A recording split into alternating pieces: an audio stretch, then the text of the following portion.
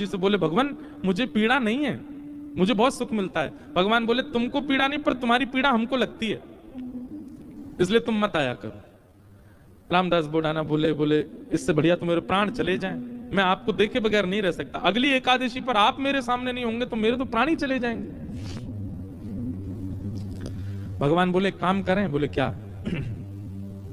हम तुम्हारे साथ चलें, तुम्हारे गांव वहीं रह ले, तुम्हारे पास ही एकादशी क्या तुम हर दिन हमको देख लिया करना।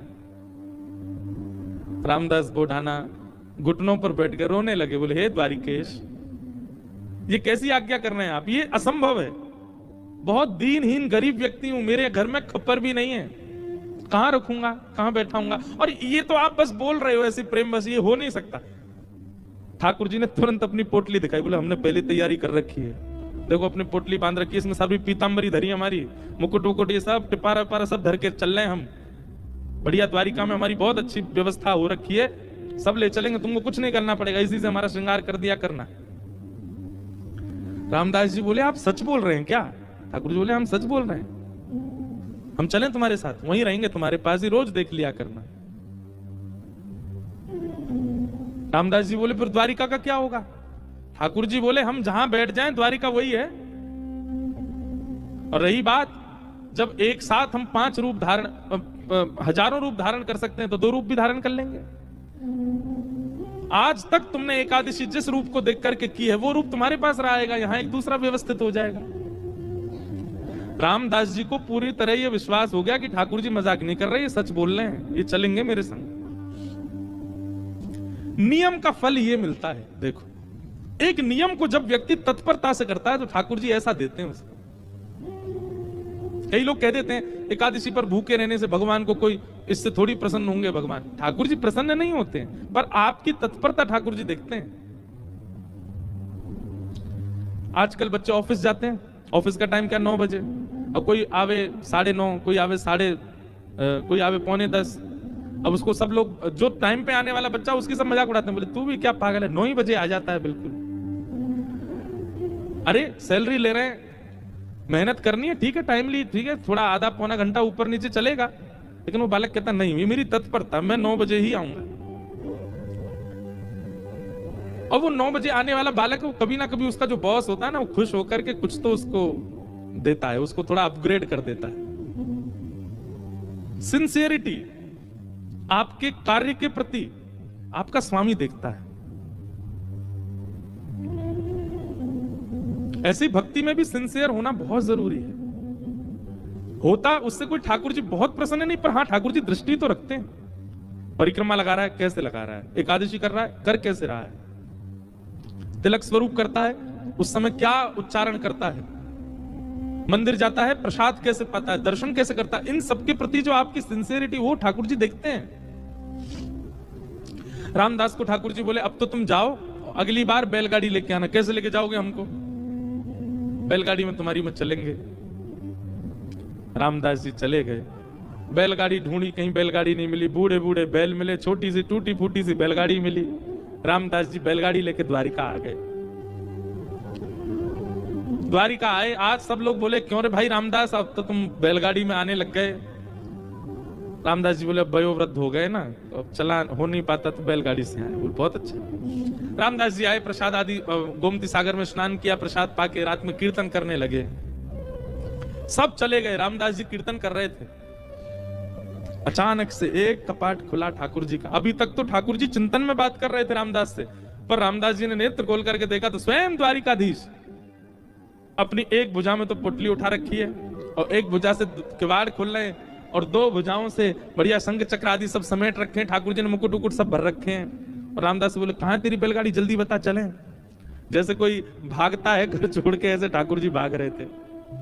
आज भी मंदिर दर्शन करने जाओ आप तो द्वारिकाधीश जी की जब परिक्रमा करेंगे तो पीछे ही रामदास बोडाना जहां से जिस खिड़की से ले गए ठाकुर जी को, वो खिड़की है अभी भी मंदिर में। ठाकुर जी निकल के बाहर आ गए। तो चलो, रामदास जी को तो विश्वास ही नहीं हो रहा है, स्वयं द्वारिकाधीश मेरे साथ जा रहे हैं। चतुर्भुज हैं, बढ़िया चल रहे हैं, पीतांबरी पहन के, चंदन की सुगंधी आ रही है, केसर जैसा पूरा माहौल आच्छादित हो गया उससे। ठाकुर जी जैसे ही गए, रामदास जी बोले भगवान टूटी फूटी बैलगाड़ी है, बैठ जाओ। ठाकुर जी ने जैसी बैलगाड़ी देखी, ए रामदास, त्रिलोकी का भार लेकर के मैं इन पे बैठा, तेरे बैल तो दब जाएंगे नीचे। भगवान अब क्या करें, यही व्यवस्था मिली थी। इतना सीधा, इतना भोला रामदास। ठाकुर जी बोले काम कर, तू बैठ, हम चलाते हैं बैलगाड़ी। रामदास जी बोले ऐसा मत करो नाथ, मैं ही चला दूंगा। नहीं नहीं, ये तो हमारे अभ्यास की वस्तु है। अर्जुन के खूब हमने रथ हांके हैं, बहुत दिनों बाद बैलगाड़ी मिली, चलो हांके थोड़ा इसको। और रामदास पीछे बैठे हैं और ठाकुर जी आगे पैर लटका के बैठे और बैलगाड़ी चला रहे हैं। ठाकुर जी के स्पर्श होते ही बैलगाड़ी तो बिल्कुल नवीन हो गई, बैल बिल्कुल युवान हो गए। यहां मंगला का समय हो रहा था, सूर्य उदय हो रहे थे धीरे धीरे। ठाकुर जी बोले रामदास, इस सुबह होते ही सब पंडा पुजारी भागेंगे, ढूंढेंगे, देखेंगे मंदिर में तो मैं हूं नहीं, सब आ जाएंगे। ये हमको बीच रास्ता में ही पकड़ लेंगे। तभी थोड़ी दूर ही पहुंचे थे, वहां एक बाबरी थी, एक सरोवर था। ठाकुर जी ने कहा तुम हमको नीचे छुपा दो ताकि कोई हमको ढूंढ ना पाए, क्योंकि ढूंढने वाले तो आएंगे और जब ढूंढ डाल के चले जाएं, कुछ ना मिले, फिर हमको दोबारा लेके फिर चल देना आगे। रामदास जी मनी मन इतने प्रसन्न हो रहे हैं, बोले ठाकुर जी आपको क्या पड़ी है जाने की मेरे साथ?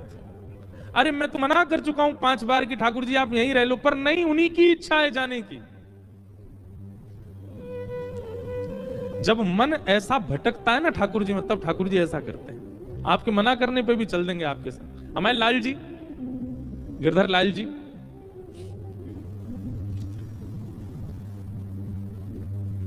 ये ऐसे ही आए हमारे पास।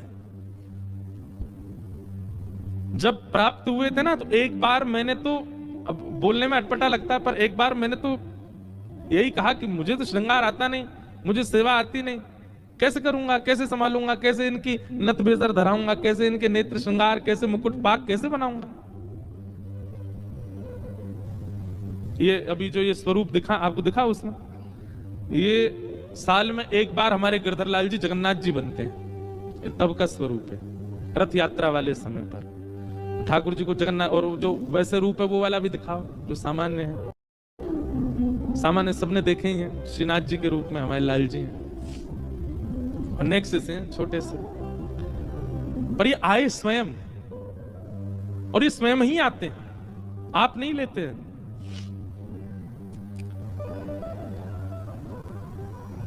रामदास नीचे बावरी में ले जाकर के द्वारकाधीश जी को छुपा दिया। पीछे से सब पुजारी दौड़े दौड़े आए, देखा तो रामदास जी धीमे धीमे अपनी बैलगाड़ी चला रहे हैं। सबने रोक लिया, बोले रुको, तुम ही थे रात भर मंदिर में, ठाकुर जी कहां गए हमारे? रामदास जी बोले मुझे तो नहीं पता, दिखाओ। सब देखा, बैलगाड़ी में कुछ नहीं। तभी एक बैलगाड़ी के छोड़ पर ठाकुर जी की पीतांबरी का एक भाग चिरा हुआ, फटके इरज गया। अच्छा, ये सब लीला भी ठाकुर जी जानबूझ के ही करते हैं, क्योंकि कहीं ना कहीं कुछ ना कुछ ठाकुर जी को दूसरों को संकेत कराना है। ठाकुर जी की पीतांबरी का वो अंग वस्त्र जैसे ही मिला, सब लोगों ने रामदास जी को पकड़ लिया, बोले ठाकुर जी तेरे संग ही हैं, तभी तो ये चीरा फटा हुआ है, यहां पर कहां है, जल्दी बता। उन्होंने मना किया तो सबने उनको मारना शुरू कर दिया। इतना मारा, इतना मारा, इतना पीटा, बेचारे अधमरे से हो गए, बस श्वास चल रही है, बाकी तो नेत्र बंद हो गए, सुध बुध चली गई, गिर गए धरती पर। पुजारियों ने देखा, बोले ये तो अधमरा हो गया, ठाकुर जी कहां हैं, ढूंढो। पास ही सरोवर था, उस बाबरी में जाकर के जैसे ही देखा तो बाबरी का जो जल था वो रक्त मंडित हो गया, पूरा जल रक्त से भर गया।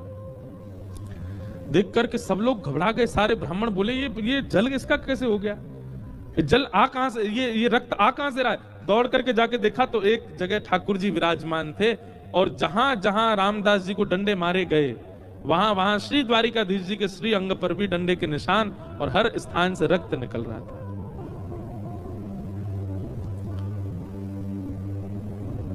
सब पुजारी जी चरणों में गिर गए, सब ब्राह्मण देवता बोले भगवान ये क्या हो गया? बोले ये क्या हो गया, मेरे भक्त को मारते हो, मेरी इतनी आराधना करी, मेरी इतनी सेवा करी, इतना अर्चन किया, उसके बाद भी ये नहीं समझ पाए कि मेरे भक्त और मुझ में कोई अंतर नहीं है। सब क्षमा याचना करने लगे। ठाकुर जी बोले अब कुछ नहीं होगा, अब तो हम रामदास के साथ ही जाएंगे और वहीं रहेंगे। और ठाकुर जी सब देखते रह गए, लेकिन रामदास जी के साथ में ऊपर आए ठाकुर जी, और आकर के रामदास जी को जैसे हृदय से लगाया, सारे घाव ठीक हो गए और कहा ले चलो हमको। ठाकुर जी गए सीधे और डाकोर जी में जाकर के रामदास जी के यहाँ विराजमान हो गए और उनका नाम पड़ा रण छोड़ राय भगवान। बोलो रण छोड़ राय भगवान की।